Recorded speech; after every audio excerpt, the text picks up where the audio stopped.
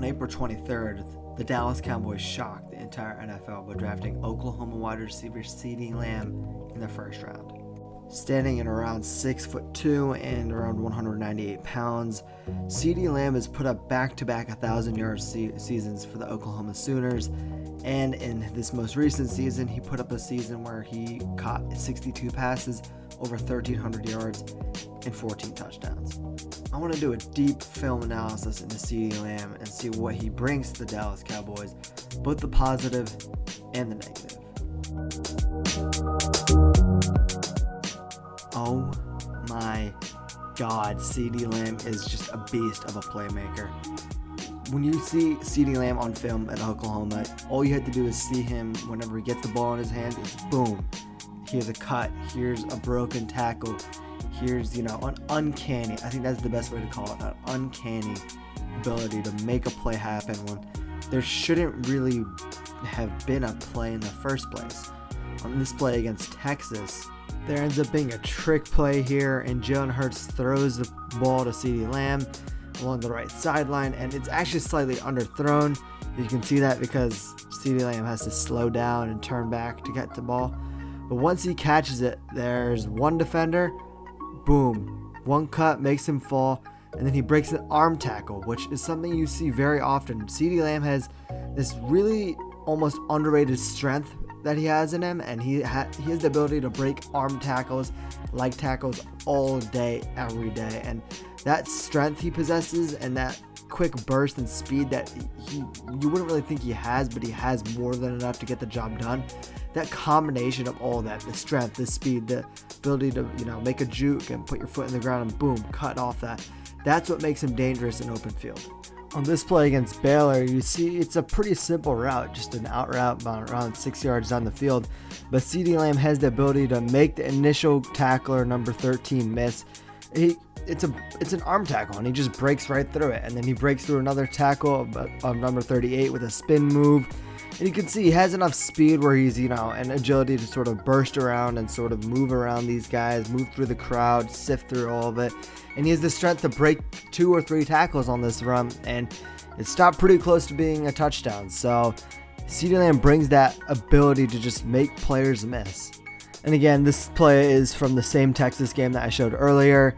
It's just a dig route around 12 yards down the field, and on this play you get to see CeeDee Lamb show something else that he brings to the table, and that being his ability to make catches with the defenders around him. You can see here it's a dig route, like I said, and Jalen Hurts just throws it, and he catches it with number 19 all over him, and number 5 goes in for the tackle, boom, dips right under him, and again, number 19, he just got completely beat. CeeDee Lamb just powers through both of those tackles, and again, most receivers don't do this. Most receivers aren't able to just make guys miss. You got players like Jalen Reagor, who I did a previous film room episode on, and he makes players miss by pure agility, pure speed. He's faster and probably more explosive than CeeDee Lamb. But CeeDee Lamb here, he's just breaking tackles. He's doing things that other players aren't really doing. And it's, again, I've said it multiple times, but it's just an uncanny ability to make players and defenders just fall around and break through tackles, all of that. It's a sight to see. Again, sorry to show another play from Texas, but as you can tell, he made everyone on that defense his son. This play is in the red zone, and you can see he's being used on pre-snap motion, which he was used a lot in the Oklahoma offense. And these pre-snap motion screens, and that's just something he flourishes in. And again, he just makes everyone miss. He breaks tackles. The first player, he just puts his foot in the ground, boom, explodes off that easy juke. And the second guy, he goes for a leg tackle, who jumps for him. CeeDee Lamb has enough strength to just completely plow through him. And then he's able to extend and almost gets to the touchdown, but he gets pushed out last second. This is just another showing of CeeDee Lamb, and again, you see this power, and I've said it 3 times before, but his power is very, very astonishing. But you also see his ability to make the first guy miss with just being elusive and having that agility and that combination of, speed and burst and everything you want in a wide receiver. Come September, expect the Dallas Cowboys to run a ton of screens, because screens and back shoulder fades are the 2 throws that CeeDee Lamb excels at. Now, if you see this play against Kansas State, he takes a simple wide receiver screen and he's able to take it to the house. Again, you can see his speed here, which is what I really wanted to highlight this play, because once he starts running with the ball, you can see the pure straight line speed he possesses. I know he only ran a 4.5 in the 40, and people are acting like that's slow. That's by no means slow. CeeDee Lamb has more than enough speed to be a capable deep threat at the higher level. And also, again, his strength, he's able to punish defenders for poor tackle attempts, whether that be through just powering through arm tackles or dives at his legs, or just straight up just putting his leg in the ground and juking them. I mean, again, CeeDee Lamb has all of that in his arsenal.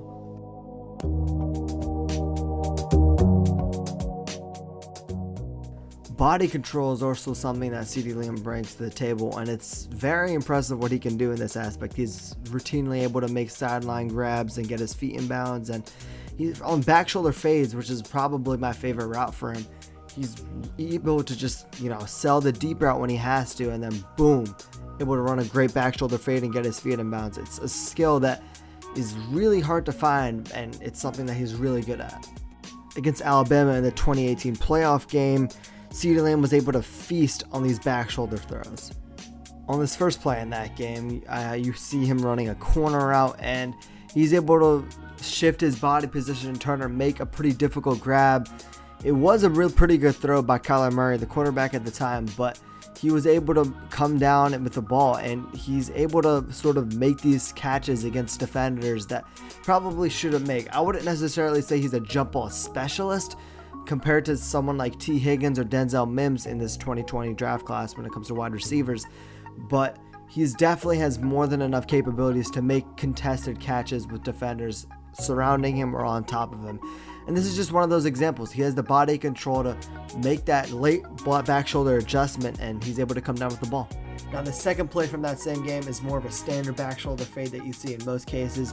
And in this play, you get to really acknowledge and appreciate his release tactic. I don't think he's by any means an elite route runner, but I think the routes he does run, he's really good at. And especially the back shoulder fades, I think these are definitely his best routes, as well as you can appreciate his release here. His release, I think, on press-up man-on-man coverage is one of the best in this class. You see here, he does a quick jab with his left foot, and that opens it up to level his hips together, and then he's able to do a hard fake outside. And in this case, he's trying to fake this 9 route, or in other terms, a go route, and he's trying to get this DB to turn his hips. And he accomplishes that not only by running really fast, but also he turns his head over his right shoulder, and that's just to sell that route even more.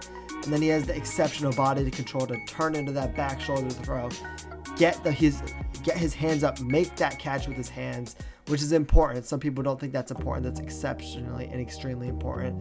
And then he manages to get both feet in bounds, which is something you love to see in the pros.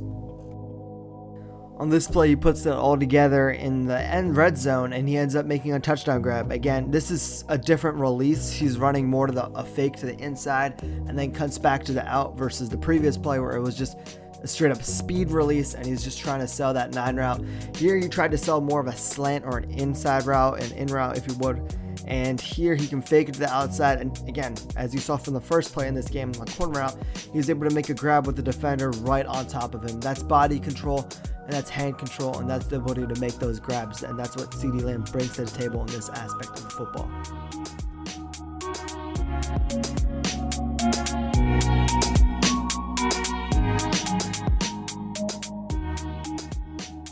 Now, when I was watching CeeDee Lamb's 2019 film, I was scouring for these contested catches that I knew he should have made.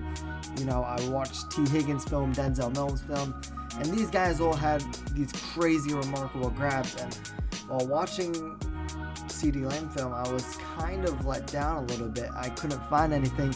And then I realized I was watching the wrong year. 2018 was when he had more contested grabs. He was playing with a better quarterback with a better arm than Kyler Murray compared to Jalen Hurts. And also the Oklahoma offense in 2019, they only threw the ball 40% of the time. They ran it a ton. And if you compare that to the LSU Tigers offense with Heisman winner Joe Burrow, who they threw it 53% of the time, and that equates to over 180 more passing plays. over the span of the entire year. So it makes sense why there was less contested grabs in 2019. But he still had some remarkable ones in 2019, and I'll show you some of the better ones he had in 2018 as well. Also, shout out to Just Bomb Productions for some of this film. I couldn't find a lot of this film. This first play is actually from 2017, back with Baker Mayfield against Texas Tech. And you just see CeeDee Lamb's running a good old post route. He has the defender slightly beat, and you can see that from the end zone angle. But he goes up there and makes a contested grab, which was kind of phenomenal. He catches it with his hands, which is again extremely important. And the DB was right on him. You can actually see he's literally hugging CeeDee Lamb when he's making this catch. He doesn't drop it though. He continues the whole process of the catch and ends up making one of the better grabs I've seen him make in his entire film session so far.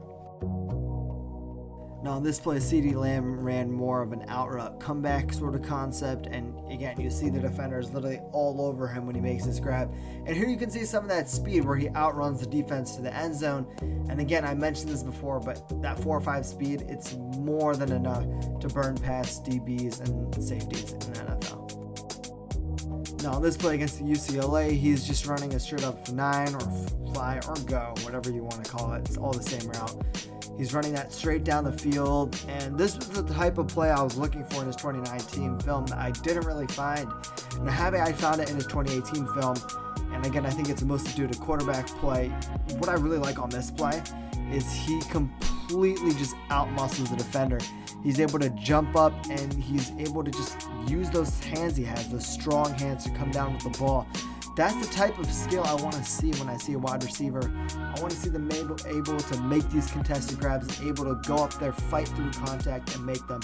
And CeeDee Lamb showed that multiple times throughout his film.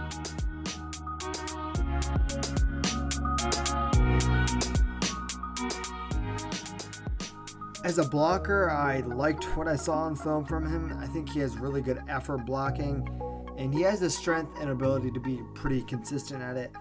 But on some of the other negative things that I saw from him on film, that he has just weird drop sort of batch issues where he just starts dropping the ball consistently all in one game. This happened in the LSU game this year in the playoffs where he literally had like 3 or 4 drops, just bang, bang, bang, drop after another. And he finished with 4 catches and I think over 120 yards in that game. And he could have had over 200 and maybe a couple more touchdowns, and that game may have been way closer if he had actually stopped dropping the ball. After that first drop, it might have just been a mental thing, but he just kept dropping them. So that worried me a little bit. But I think that's more of a mental issue, and that was just sort of a one-game issue as well.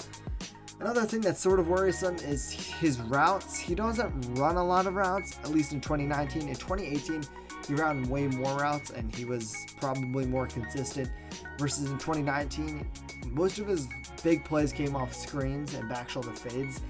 And I think you're going to see a lot of those incorporated early on when it comes to his career in Dallas.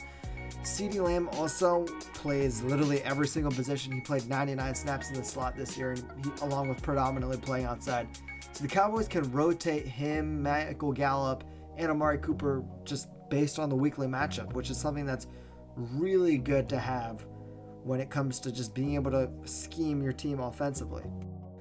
Like I said before when I reviewed his film on that back shoulder fade, I really like his release against press man-on-man coverage. I think he's exceptional at that. I really like his slants. He just has that explosiveness and that suddenness when he comes out of his break.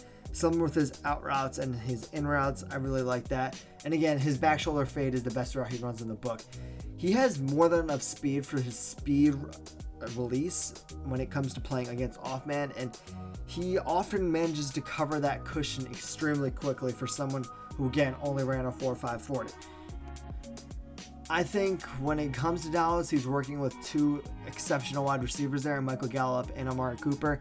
And I think they're going to be able to teach him how to run the rest of the routes because he doesn't really run exceptionally anything else. He runs okay curls. His post was sort of rare. His go route, again, I like his speed release, but I don't think he really separates exceptionally well when it comes to running down the field. So we'll see if he ever manages to fix that. I think he will. I think the coaches and the wide receivers in Dallas will really help him coach that up and make him the true wide receiver one he can be.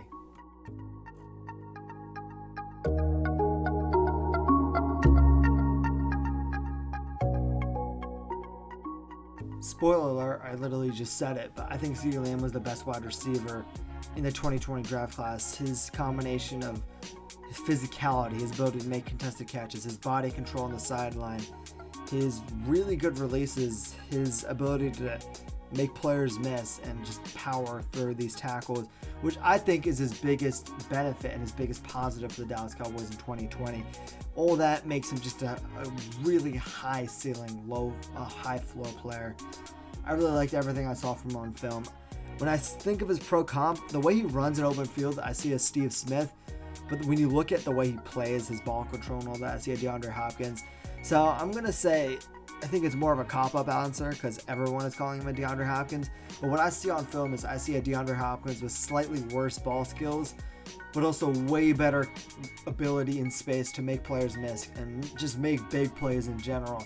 And I think he's going to complement this Dallas Cowboys offense extremely well going into 2020. And Dak Prescott no longer has any excuses for not making a playoff game this year.